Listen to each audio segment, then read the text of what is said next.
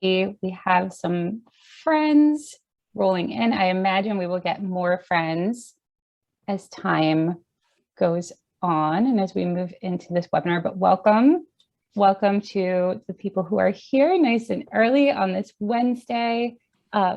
If you are able to access your chat, I think it would be really great if you could maybe put where you're from, whether that's geographically, organizationally, if you're from a school, if you've got access to the chat, pop it in there.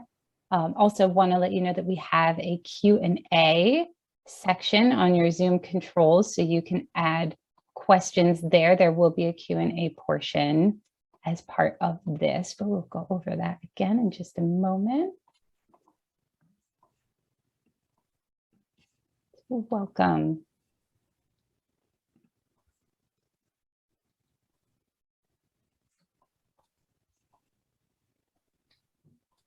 So greetings, everyone. I am Evelyn Moon. I am the Director of Education at Good Grief. I am coming to you from our Princeton, New Jersey Grief Support Center. Specifically, this is our teen room. I don't know if you can see how low some of this furniture is. People, I do not sit on those couches. I cannot get back up from these couches, but the young people love it. Hello, I see some things happening in the chat. Hello, Judy, Bucks County. Hello, Maria from Morristown. It is my pleasure to welcome all of you to our very first, hey, LA. All right, welcome you to our very first community webinar of the 2021-2022 school year. Our community webinars run every month from September through June, and they're offered at no cost to our Good Grief community. So we source out experts in the field of grief, loss, bereavement, and resilience to come to you wherever you are and bring new strategies, ideas, and to foster our online community building. So whether you are watching this live on Zoom or as a recording on our YouTube channel, this session is for you. So for those of you who are new to Good Grief, we are a nonprofit organization. We've been around in New Jersey since 2004. Our mission is to build resilience in children, strengthen families, and empower communities to grow from loss and adversity. So for most of our organization's history, we have been providing free and unlimited peer support programs to grieving children and families. We start young. We start with kids as young as 3. We go all the way through young adulthood, and we do this in our 2 centers in Morristown and here in Princeton. So in recent years, our work has been growing because we really want to meet grievers wherever they are. So we've been providing education and advocacy in schools, hospital and healthcare settings, the funeral industries, and for corporations, because we want to empower professionals, parents, and the broader community to meet the needs of grieving children and families wherever they may be. So again, our family support services, our nights of support, they are in person, they are in virtual. They just started last week. We have our Good Grief Schools programming. We just ran Grief Expression Summer Camp in August. It was in person. It was great. We have the Good Grief Spring Institute. We do PD and training, parent ed, and youth and funerals initiative. So just a few logistics, please feel free to use the chat function. If I've done this right, you should all be able to see each other in there. I love a good active chat. We encourage you to ask any questions that you would like to hear answered to go into the Q&A box. We'll do our best to get to all of them. The session will run for 1 hour.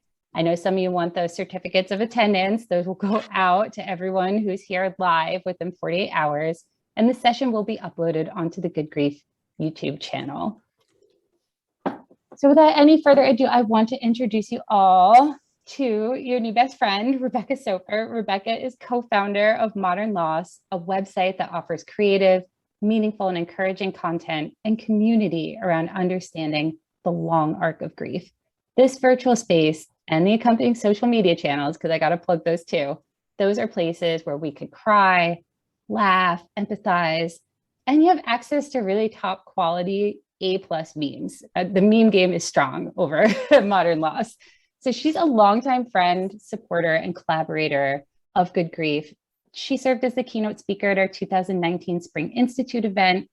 We host this every March. It's an in-person PD opportunity for all of the Good Grief community. So keep your eye out for more of that.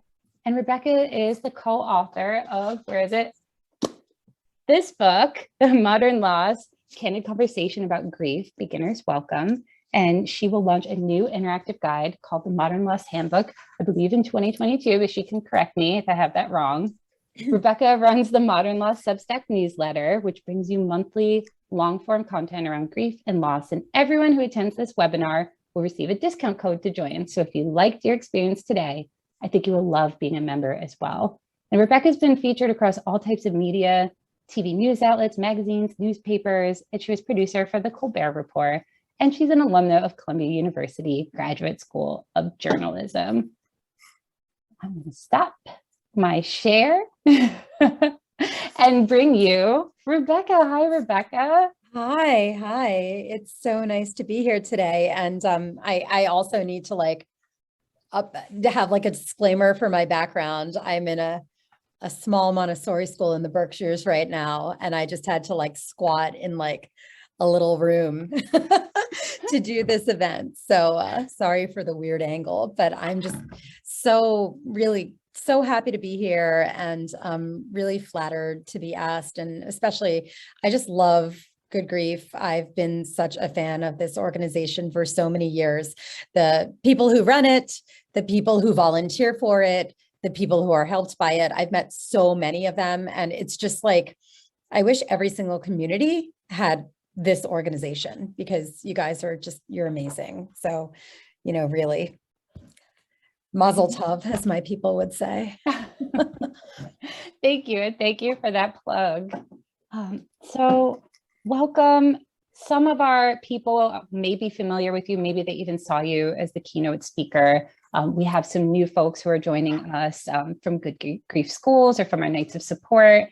So I'd love for them to get to know a little bit about you and who you are and Modern Loss. Would you mind telling me a little bit about why you started Modern Loss and what that's all about? Yeah, sure. I frequently say this because it's the truth, which is that I didn't actually set out to work in the grief space. This was not the thing that I grew up dreaming of doing. I grew up, wanting to be an astronaut, because of course, and B, eventually wanting to be a journalist, wanting to work in political satire, which is exactly what I started doing after graduate school, working for the Colbert Report. But life has lots of surprises in store for us, and as we have been taught very clearly, I think everybody on this, call today knows, but also especially over the last 19 months, it's become clear that we only have so much control. When I was working in TV, in daily television, my mother was killed in a car accident. I had just turned 30 years old, and I was working fuller than full time. I was very focused on building up my life. I was living in New York City. I was single. I wanted to attain all of these milestones that, many people would like to attain. I wanted to find a partner and build a home and have a family and have a dog and all these. I was very forward focused. And then all of a sudden I was dealt this incredible loss card. My mom, Shelby, was my best friend. I have lots of great friends.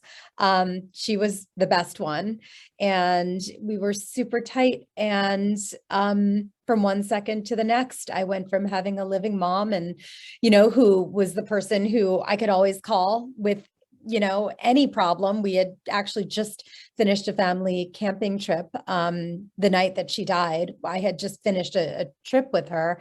And so I went from having kind of this touchstone, this, source of,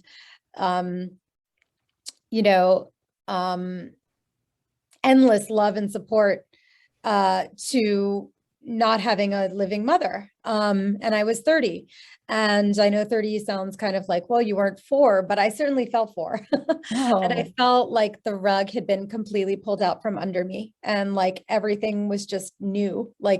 Just there was a bomb that blew up my landscape, and I didn't recognize anything around me anymore. And I didn't recognize the dynamics that had already existed with other people in my life, even my family members. I didn't understand how I was supposed to go to work and still pay my rent and try and get promoted, but also deal with the fact that my mom was dead and I had to take care of all of that, both logistically and emotionally. You know, I was waiting for someone to come to me with like the map, you know, and no one did. The ones who didn't necessarily offer the right one. You know, it was more like a timeline map, like after a month, it'll be this. And after a year, it'll be this, you know, but what I really needed was just, I needed to figure out ways to kind of support myself and be there for myself as I moved through first, like the deepest, darkest depths of my grief, which lasted for a long time. And then the longer arc of it, because I realized that this just is a forever thing and it ebbs and flows and shifts, you know, but it's always there. And it doesn't mean that you're not broken, but you certainly can feel broken a lot of the time. And I really wanted examples from other people of how they were living their lives through loss. And I didn't just want like commiserating examples, but I'm all for that, you know, like this stuff is a mess. But I really also wanted to like be shown and not told how different people were moving through this. How were they taking new risks? Like, how were they living richly? How were they making big decisions? What changed them?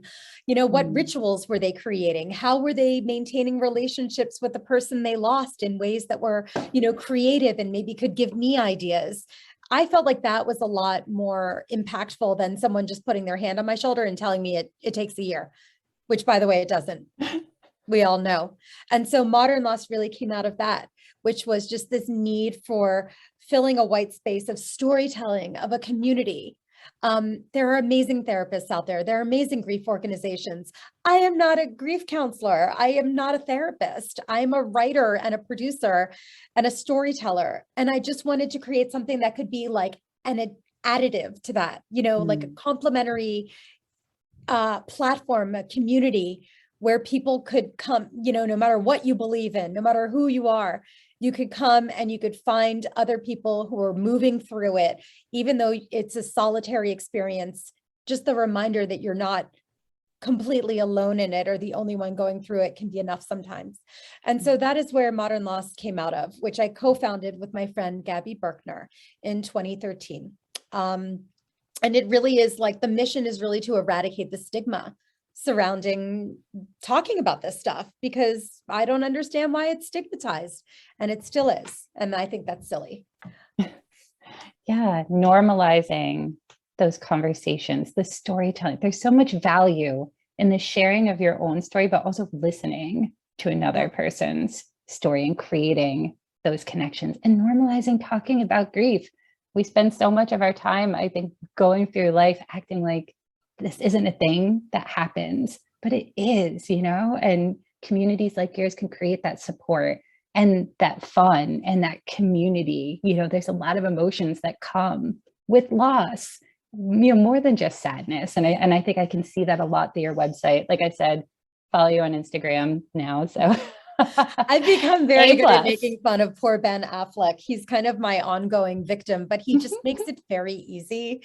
I mean, he always looks exasperated. And so it's very easy to do this to him. But, you know, I basically create memes out of his expression and his life and times. But, you know, it's like you said, like the fun, you know, it's not meant to sound disrespectful. It's really meant to sound realistic, because, you know, I was 30 when my mom died. And, you know, as far as I would like to have thought, I had a lot of life left. You know, we never are guaranteed anything. I think that's very clear to us now. But, you know, as far as I knew, I was like 30 years into hopefully a long life. And I just wanted to live it richly. I felt like I didn't want to just kind of float through it. I wanted to make the most of it. And I wanted to make the most of it in addition to the fact that I knew I was living with loss. And sometimes actually over the long term, it's actually helped me live more richly.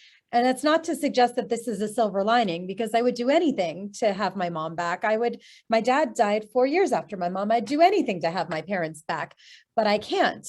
And so I was faced with a choice of like, what do I take from this? You know, it just kind of is what it is. What do I take from this? What can I take into my present and my future that helps me create meaning? helps me like live richly, helps me maybe take some risks I ordinarily might not take, or, decide about friendships that, I might not need anymore. Like, what can I take here? And that's kind of why modern loss we do use a lot of humor. We use a lot of levity. We use a lot of very casual conversation, because you can't always be in the darkest, deepest depths of it. It's not a physical or emotional possibility to be like that for decades on end. We want to encourage people to, be aware of their resilience, of their capacity for post-traumatic growth. And of the reality of the fact that, life after loss, just like life after any huge adverse experience, is not a black and white thing, but it's a big shade of gray with a lot of different hues. And sometimes it's darker and sometimes it's lighter, but we're here for you along the way. We're your people, and you can fly that flag as long as you're not hurting yourself or anyone else. Right. Yeah. So, I mean, we talk a lot about grief, but what is grief to you? What does grief mean for you? To me, that's a very good question, Evelyn. To me, grief is the experience of, deep longing and sorrow, and missing feelings, and wistfulness and nostalgia, and, connected to the loss of something meaningful to you. And I don't think that grief is strictly associated with the death of a human being. Grief is a lot of things. We've had a lot of grief over the last year and a half. We've had grief related to our work and our friendships and our ability to access in-person coping mechanisms that we might have built up, and, roles that we've had to take on or lose, or dreams that we might have had to let go of, or even our present day realities that we might have had to let go of. So I don't, for me, grief is very much something that is, if it feels like grief to you, like, what was it? Like one of the senators said, like, how do you know what porn is? Like, I know it when I see it. I can't believe I just said that on a webinar, but like, it's like, it when you feel it. And if you have that feeling and you're like, I wonder if this is grief, it probably is. With respect to the death of somebody, for me, I kind of view myself as not like a grieving woman. My mother died 15 years ago. My dad died 10 years ago, which is insane to me because it feels like forever and just a second ago, but I view myself more as living with loss. And that's the definition that I kind of ascribe to myself. And I'll always have grief, of course, but for me, I've kind of folded in that it's like a constant companion, that loss, and so I kind of live with it. And sometimes it's a real pain in the butt. And sometimes it's fine. But it's always there. And it's never invisible. And so for me, like, I kind of have embraced that, like, living with loss term for myself, because it feels like I have a little bit more control over it than when it felt like it was really controlling me. Because there was a long time where really the grief was overwhelming. It was definitely in charge. Yeah. Even that imagery that you brought up earlier, talking about like the whole landscape of your life kind of being like blown up. You thought it was going to look one way, and then it winds up looking very, very different. It feels very out of control. And then how do you build that landscape again, new, different, but like integrating this loss? It's missing something now, but it doesn't mean it can't still be beautiful. Doesn't mean you don't occasionally still find like a weird groundhog hole that you trip in and you're like, oh my gosh, I got to fill this in. But yeah, they're there. They are there. And I heard a lot of good stuff about, making meaning out of that loss, really taking that time to examine your grief and your loss, because I think so much of us sit with unexamined grief, like unacknowledged grief. For sure. And it's really hard if you don't feel acknowledged in it to ever feel like you're healing. in anything. Like, think about when you feel slighted by a friend, or like when you did something at work and you don't feel like you're acknowledged in it. And then you kind of sit and you stew, because you're like, God, if someone would just like give me props, then like that's great. I could move on with my life, but like, I'm going to get caught up in this thing that didn't happen or did happen, and now let's apply it to grief. When you don't feel like you're acknowledged in grief, that's bad. And it's not fair to you. And it doesn't help you there's no getting over it, but it doesn't help you to move through it in ways that really encourage, you being kind to yourself. Because if you don't feel acknowledged by others, it's kind of hard to like give all the acknowledgement to yourself. I feel like it's really important to honor, to make space for where you're at with your loss, even 10, 15 years down the line. Yeah. Because it's still there. Yeah. And I wonder, why are we so bad at talking about it and acknowledging it? What has made us so illiterate around grief in our culture?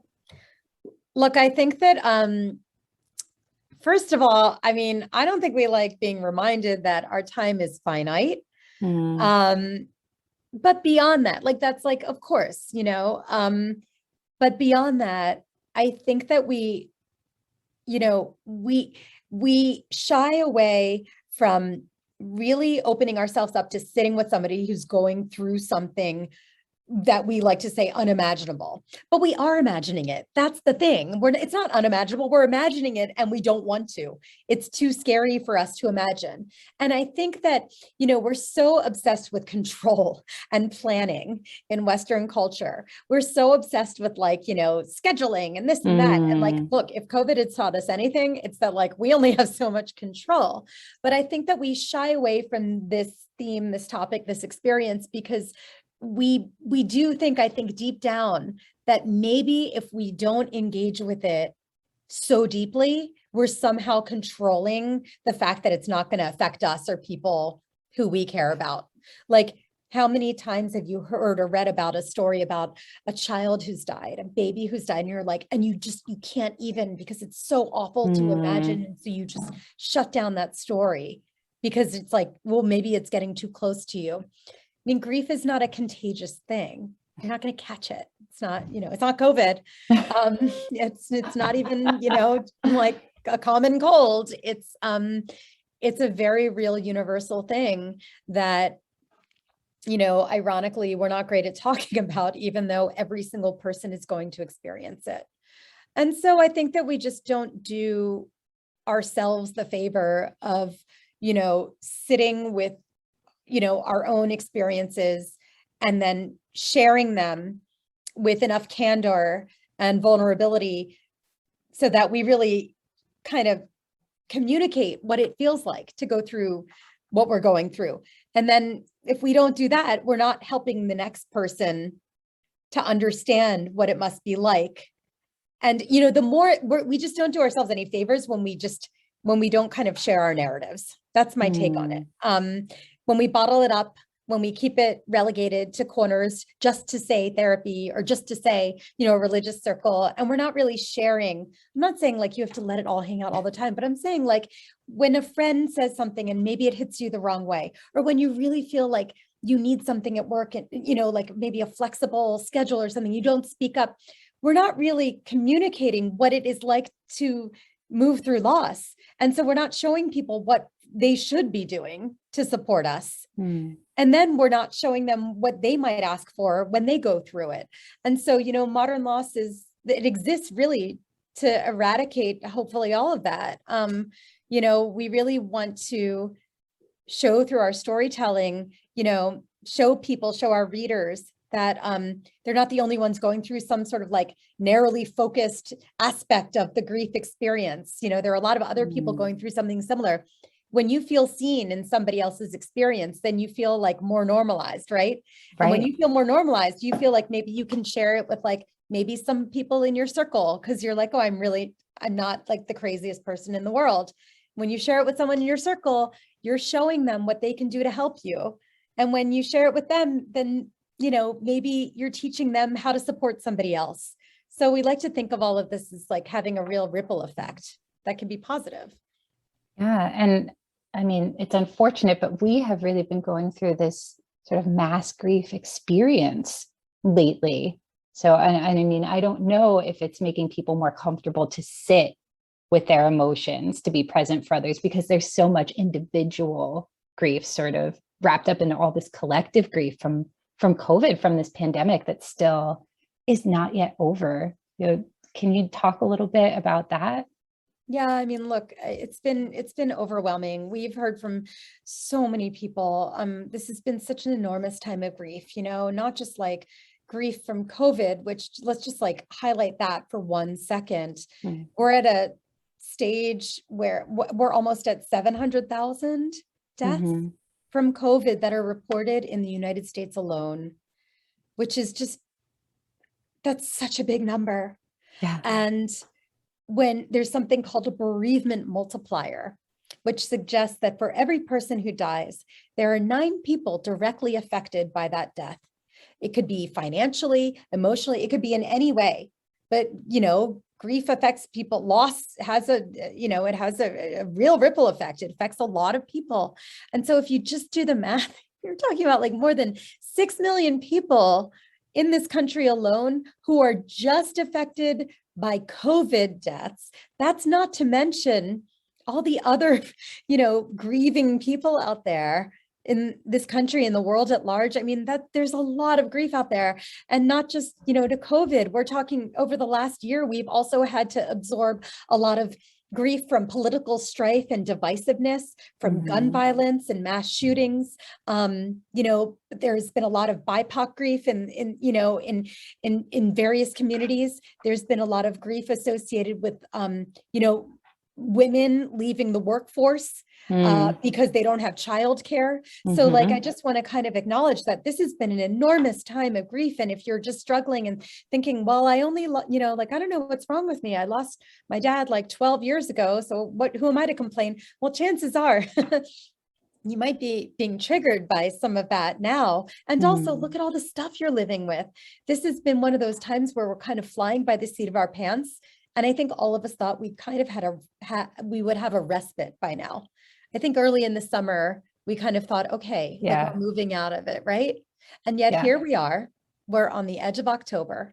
And I mean, We're right? still. Right. Yeah. Oh my gosh. It's almost like seriously, I mean, it's very cute, but I would like to never wear that again.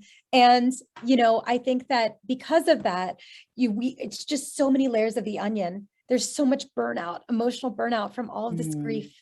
And that's why I feel like in conversations like these are really important to kind of encourage people to think about where they're at. What are they going through? What's hitting them?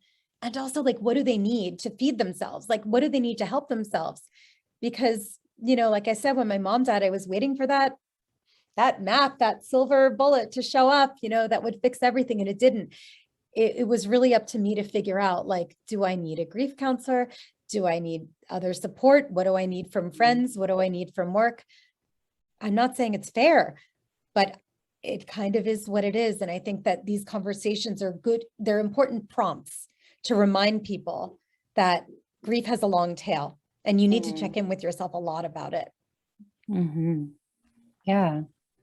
Yeah. So I hear checking in about yourself, like figuring out what your needs are. And I think sometimes people have a tendency to leave things. They're like, oh, I don't have, like, other people have it so much worse. I feel like we hear a lot of that right now. Like, people aren't acknowledging the things that are happening to them because they go, oh, well, I didn't lose anybody to COVID, but there's so many other things that you could have lost. And, you're not making space, right? Like, reflect.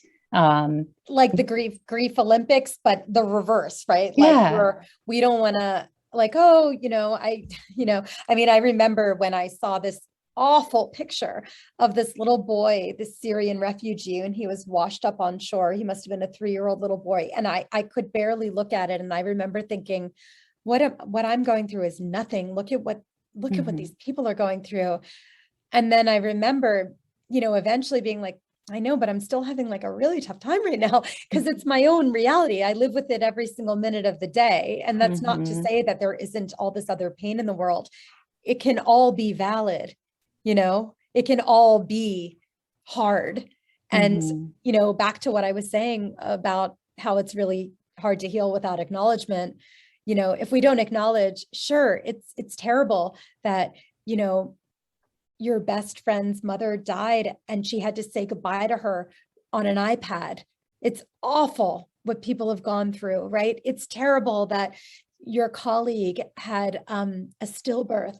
It's all hard and awful grief, but it's also really, really hard that maybe your mom died 5 years ago and you're really struggling right now. Mhm. It's all valid. It can all be valid. There's not, it's like, there's no like finite room, it's not like in a grief arena that fills up, I like that, the reverse grief Olympics, because some people do, I think, almost try to pit their trauma against other people's trauma, like who's the most I traumatized. do. But you can do it in the opposite too, where you're almost making your own feelings and your own experiences kind of small, and not acknowledging this sort of intense, I think, chronic stress that so many of us are under. We could be so much kinder to ourselves Yeah. right now. Just wondering if you have any thoughts about like what we can do, for ourselves to be a little kinder to ourselves as we are, all of us experiencing grief, all of us experiencing this traumatic chronic stress. What are some things that we can do, as individuals or even as communities too, because that's so important.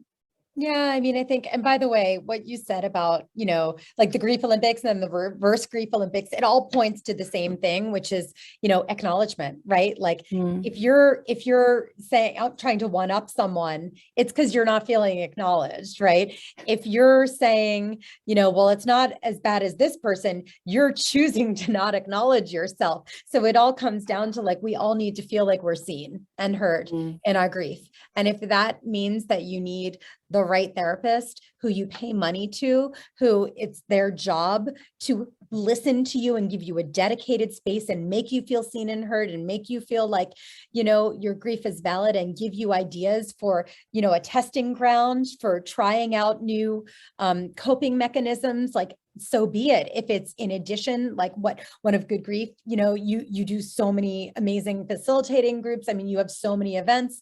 I mean, for me, it's like a combination of a lot of things. It's always like checking in with myself and saying, okay, what do I need? Like sometimes it's actually like taking my foot off the pedal of work, which is very hard to do because I work for myself. But, sometimes, when I really feel that overwhelm, I do have to like step away for like 2 hours. I'm like, I think I need to take a walk. Or, I'm living like right now in Western Massachusetts. I've been hiking a lot and it's been clearing my head. And I sometimes think, well, I shouldn't do that because, I should be doing something else. But if the result is that it kind of fills my cup again so that I can handle all the other things, then it's well worth it. And I think that, when it comes to grief, I think ritual is really important. I think creative and meaningful ritual is really important. I'm being very specific here, but, I'm speaking with a group of people who are very much aware of what it's like to live with loss and what other people, go through living with loss. And, I find that if you're missing somebody, if you're feeling a bit triggered by an older loss, coming up with a way to kind of keep that relationship alive with that person and reminding yourself that the relationship is still very much alive. In fact, it's just shifting. I get it, they're not alive, but the relationship is like, I still relate to my mom. I still think about her. I think about her now at the age that I'm at, and now I have little kids and I didn't when she died. Like my relationship with my mother is literally evolving. I see her differently as time goes by, and I try and connect with her differently.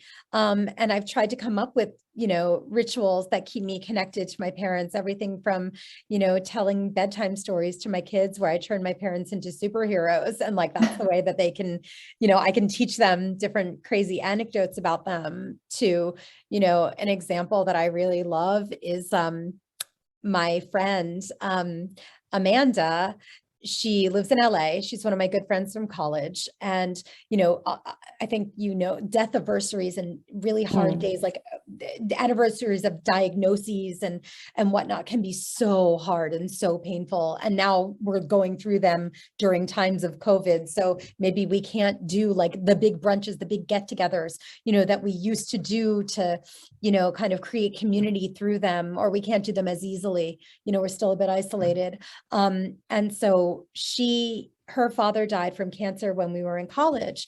And eventually over the years, she started this holiday called the Dave Johns Memorial Big Mac Day. And it started when I got a random email from her years after her dad died saying, we all know like December, 14th or whatnot was it, I think it was his birthday. And she's like, and I'm kind of tired of this being a really, really, really painful day. I just, I'm ready to do something with it.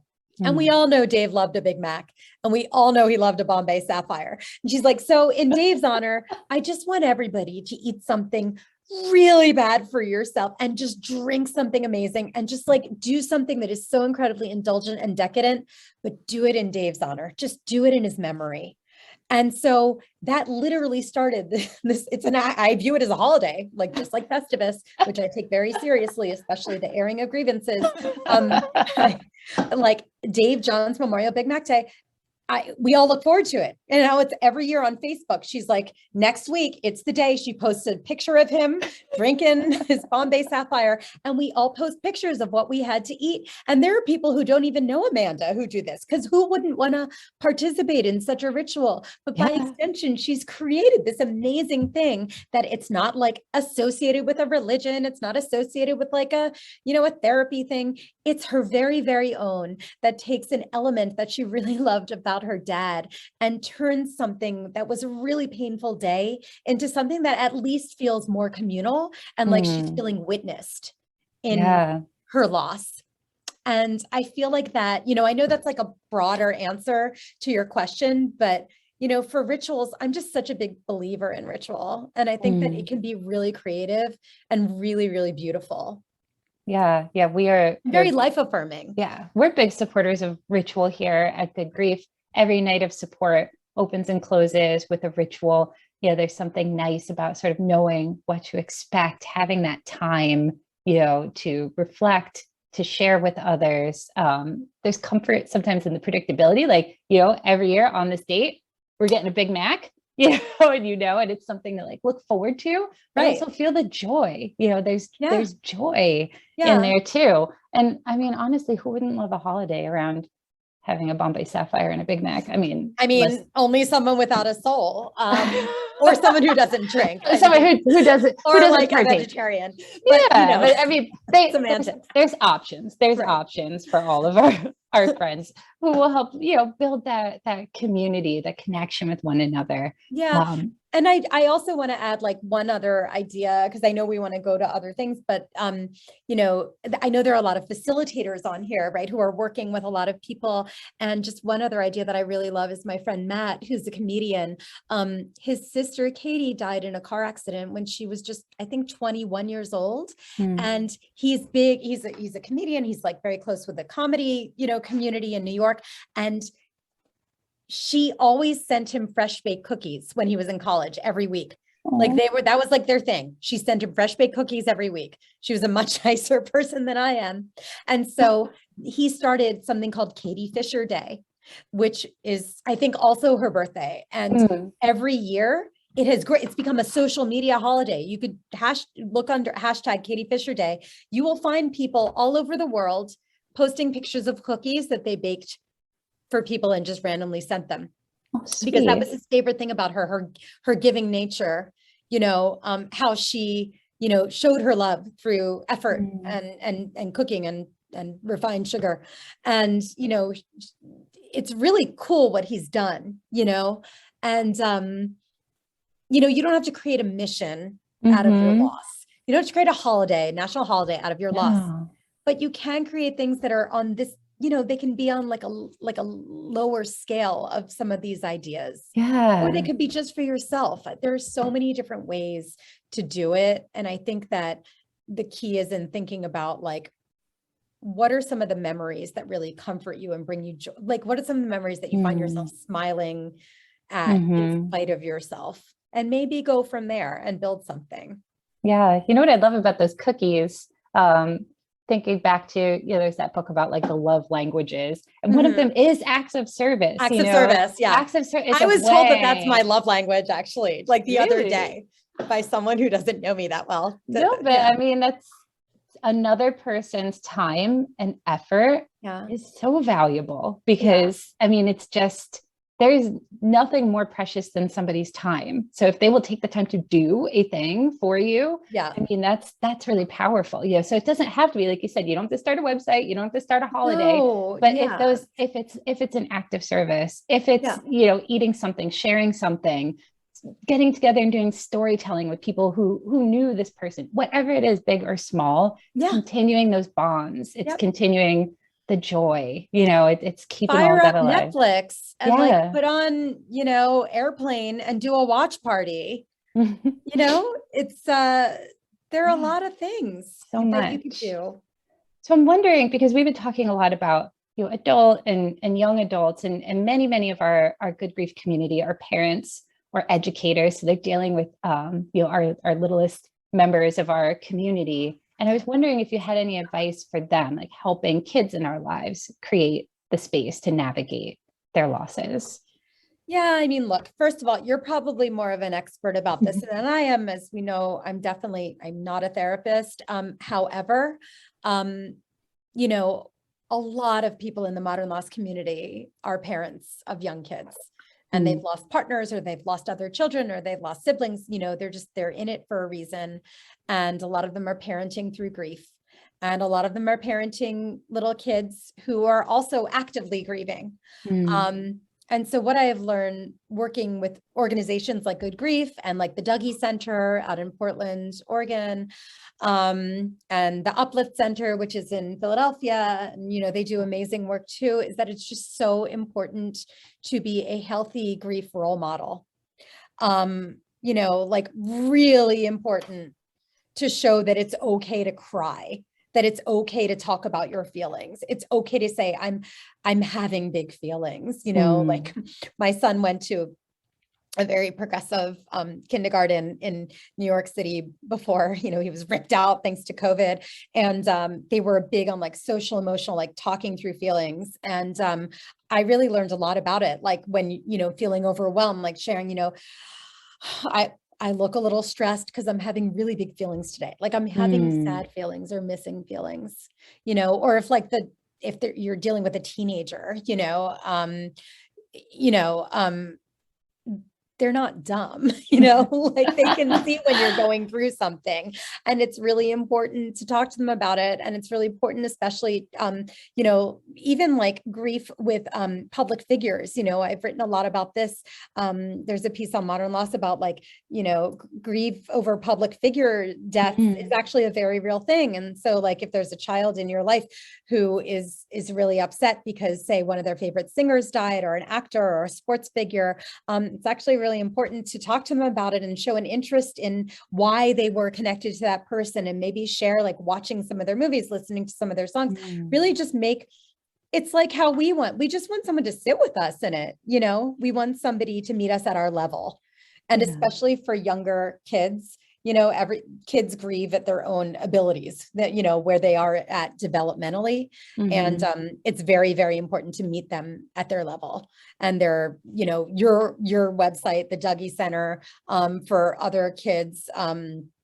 There's an amazing organization called Experience Camps, which does overnight camps for kids living with loss. There are just so many awesome people working in this right now who are trying to help kids through it, and I just think that the worst thing that an adult can do with a kid is to try and hide it, hide the feelings, because then you're showing them that they shouldn't show their own. Yeah. And a lot of times that stems from, people who have unexamined grief, loss experiences history. They want to sweep things under the rug, and they're not able to be present for other people, in their pain as they're having these feelings. They're not creating the space, to do the work for themselves. And I'm looking at the time, I know that you have a short exercise for us to do today that's going to allow us to create some space for ourselves. So I'd love to hear more about it. Yeah, I would love to do that. So we'll just listen. Here's what I'm going to do. Okay. It's super simple. The rules are very easy. And we're just going to have people put them in the chat. Right. All right. And so I love, in the before times, I used to do a lot of live storytelling events all over the country, and hopefully we'll be doing them hopefully in 2022. And one of the storytelling mechanisms that I really love is called a 6-word memoir. And it is something that my friend Larry Smith, who has a magazine called Smith Mag, has really promoted widely and, made very well known. And it's the idea that any story can be told in 6 words. You could be 99, you could be 9, you could be 3. Everybody can come up with 6 words to describe their experience. And what I really love about this is that this allows, like, with regard to the topic of grief, which can be so overwhelming, you're not asking somebody to spill their guts. You're just asking them to share 6 words about their loss, their experience with loss, whatever comes to mind. And, we do these events and we do longer form storytelling, but then at the end, we do an open mic with the audience. And it's amazing what comes out of it.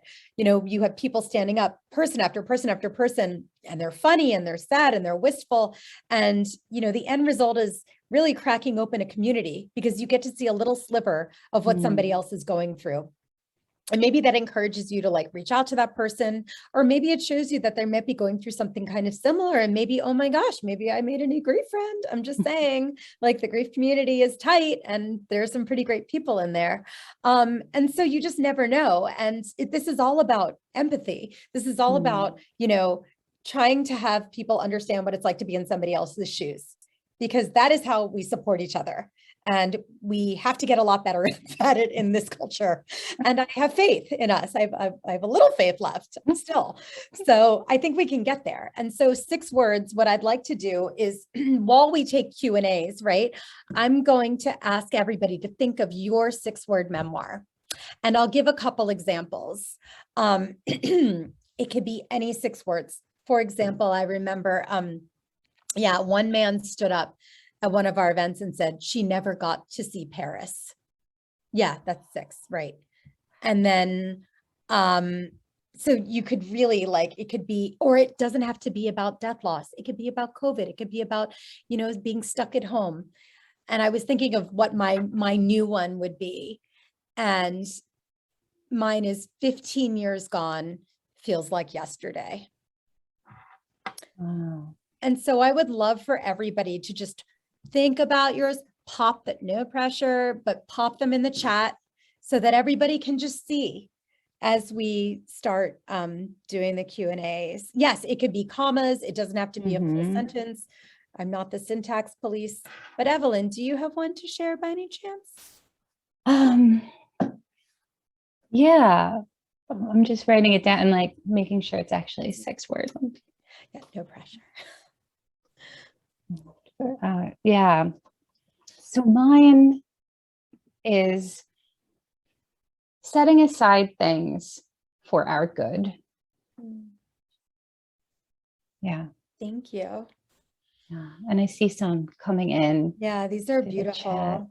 Sad, exhausted, lonely, strong, warrior, resilient. Fatal accident, struggling pastor loves them. Marissa never experienced a music festival. The loss of remote work. Remote work no longer liked it. I never got to say goodbye. Yeah, I never got to say goodbye. Yeah. So you see that when you put this on, look what happens. You don't have to talk for hours. It's very clear. A little bit of what you're going through is immediately clear to somebody, right? And I just think it's a beautiful exercise. And I think it's something that, everybody on here could do with, their communities, with their friends. If you are a volunteer, if you're a facilitator, you could do this in your circles. It's just a really great tool, it's very simple. Yeah. And I see there's still, more coming in. Yeah, Keep them coming. in.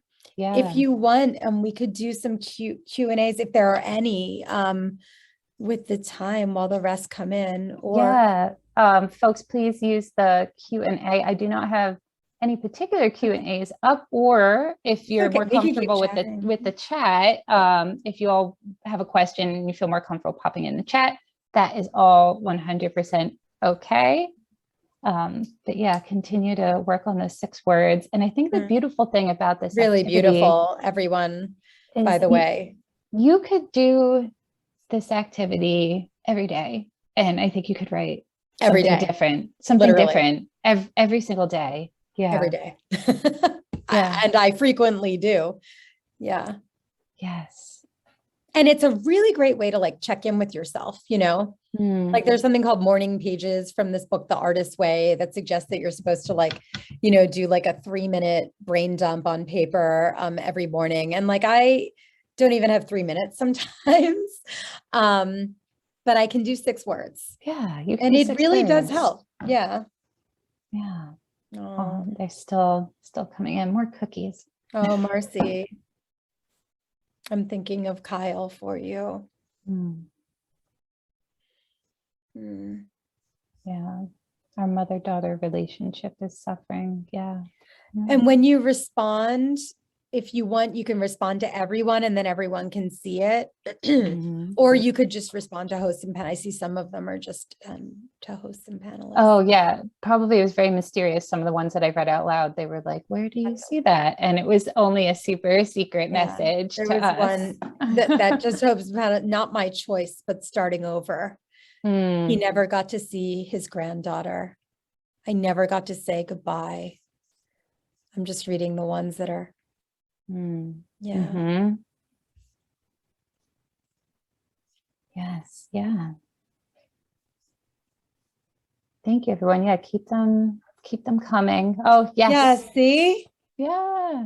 Some celebratory. Right. There we go. We can do like an Oreo day for this person. Celebration. This is how it starts. This is how it starts. This is how things get started. Yeah. These are the conversations. These are the community building. Yeah. We do have a question. We have a question that says, tell us more about the modern loss community. I'm trying to help a family dealing with a fatal accident. Yeah, so the modern loss community is, as I said, it's not, it's not a therapy circle. It's not therapy. It's what it is. It's a community. So we're, a publication, an online publication. You can go to modernloss.com. I also think that Evelyn's going to be sending out an email to everybody so that you can find us. We have a book and we're on all social media, but there's also something that I have started. It's Substack. It's simply the name of a publishing platform that a lot of independent journalists and creators are on. And so we have a newsletter that's a monthly newsletter that's a very deep dive into, conversations about loss, in addition to all the other stuff that we do. And it's a free newsletter. But if you become a paid subscriber, which is very inexpensive, and I just gave a 20% off coupon. It's like $60 for the whole year. Every single month we do multiple events. We kind of were a little slow in September due to like all the things. Yes. Yes. School starting, like Delta. I mean, it's just been a lot, but we are coming up in October. Every month we do a yoga for grief support session. We do a mindfulness session, each one led by experts, by practitioners. We have a financial therapy session, like our relationship with money after a loss. We have author talks, we have expert talks, we have, all these different virtual sessions that we run that are basically unlimited. And many of them are actually led by therapists. And so I'm really proud of what, I've fleshed out. And the impetus was really COVID, because we did a lot of stuff in person, but last April, all of a sudden we can do anything in person, and people really needed connection points. And so I'm a big fan of in real life support and, hanging out and all that. But I think it's pretty clear that we all need more than that now. And so these really are ongoing invitations to engage with your loss, with where you're at, and in different ways, like how am I financially? How am I, with my body? What kind of mindfulness techniques can I learn this month to calm the heck down? And so, yeah, that's the modern loss community is that. And of course we have, a closed Facebook group, which is for our members, which is this incredible source of support. It really allows people to feel like they're part of a community without even saying anything. You can still get access to people's ideas and, examples and their creative rituals and their, commiserations without even speaking up. But it is an amazing place to speak up and to pose your questions and, share your stories and ask people to be witnesses, because every single person in that group is willing to be. Yeah. What was that initial sort of conversation? What was the spark when you said, we're going to make a thing? I mean, I know that your thing has grown into many things, many different avenues, many different outlets right now, but was there a moment with you and your co-founder where you went, yeah, totally. Because so my mom died in 2006 and it was years. It wasn't like I was like, okay, I'm going to start Modern Loss. Nope, this literally was not my plan. Definitely didn't actively set out to do this in life, but very quickly, it became very evident how isolating grief is and how I was in this kind of weird space of I wasn't a child and I wasn't an older person. I was 30 years old, trying to live my life, build up my life while facing a lot of loss. So how do you create community around that when you're stuck at work all day long? How do you get some support and feel seen? And so I kind of felt like there was this real white space that existed in the conversation about grief for, a younger audience. A lot of our readership is 20s to 40s range, but we have all ages. I mean, if you look at our demographics, it's everyone, but those are that's the biggest range or the biggest subset. And, so I finally pulled my friend Gabby in, who had her own losses. And I was like, we got to do this. She's a journalist too. And I remember when we started, it was years. My mom died in 2006. We launched in 2013. This was not something that was my therapy project. This was something that I purposely waited to do until I could do it in a way that was from a publishing standpoint, an editorial standpoint, and do it well. And I remember telling people, they would say, what are you working on now? And I would say, well, I'm building a publication that's talking about grief and loss, and it's going to be really great. And so many people would be like, that's really morose. That's really weird. That's kind of depressing. And I was like, I don't think it's depressing. I think it's very life affirming because it's about the people above ground, but I guess you don't need it yet. And here we are 8 years later, and everybody knows why we need it. Every single person now knows why we need it. And I'm really proud of it. I am. Thank you. Thank you so much, Rebecca. Everyone, I put a survey in the chat. It'll also pop up after you sign off of here because we would love your feedback. Also, we have another webinar coming up next month, which should be really, really great about self-regulation before attempting to co-regulate, whether that's with other adults or little people in your lives. So it's all about the power of you, harnessing your power of self-awareness. But thank you, Rebecca. Thank you for being such a good friend of Good Grief and being the one to kick off our community webinar series. Just deep appreciation for you. I'm incredibly flattered, and I'll do anything for you guys. You gotta keep on keeping on, and thank you for the work that you do. It's urgent and integral. Thank you. And thank you to all of our attendees, whether you are live, whether you're watching from YouTube, this is for you. And there are more good things to come later on in this year, starting next month. So thanks, everybody. Have a great night. Bye. Bye.